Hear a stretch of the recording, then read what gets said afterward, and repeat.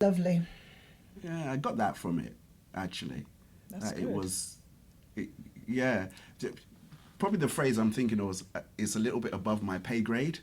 Not in a bad way, Okay. but just the way that the conversation was geared towards, as a healthcare professional, as a support person, you should be considering this. I got benefit Yes. from it Yeah. in the best possible way, but yeah, that's kind It's of I saw it as a very useful tool for the practitioner. Yes. yeah.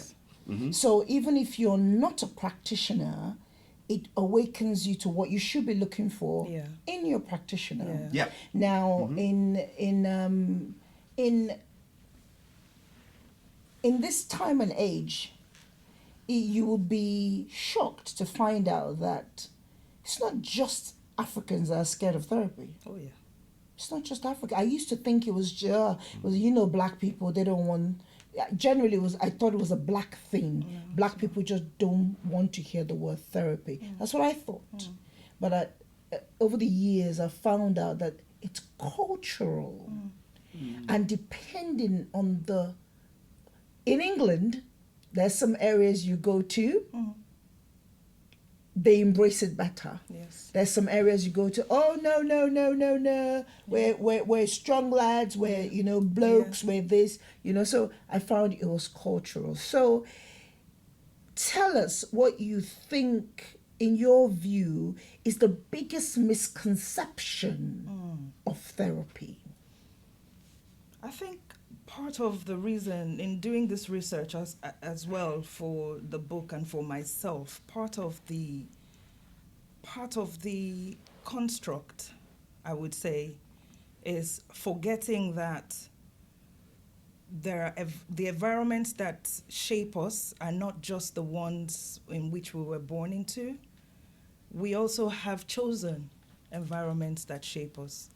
And the fact that because we've chosen these environments, we can always choose another one. And knowing that to decide not to do something is also a choice.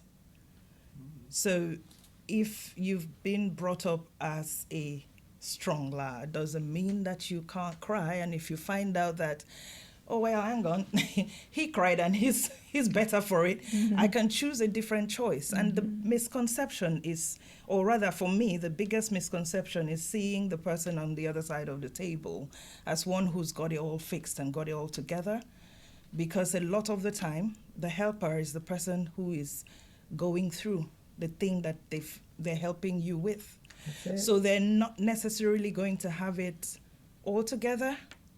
And so if you're looking at their context and not the fruit of what they've been able to deliver, you will miss it because you're looking at that person. Nobody can take the place of the one who created you, period.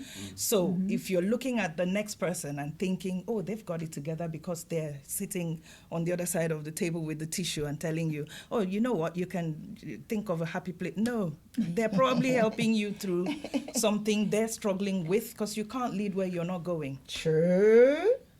So yeah, that's, I think, is the biggest misconception to me, is to imagine or think that the person you're speaking to has it all figured out.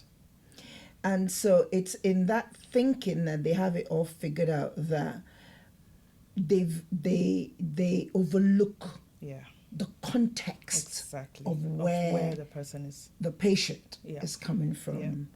Or even the patient overlooking the context context of the of therapists that they're going to see.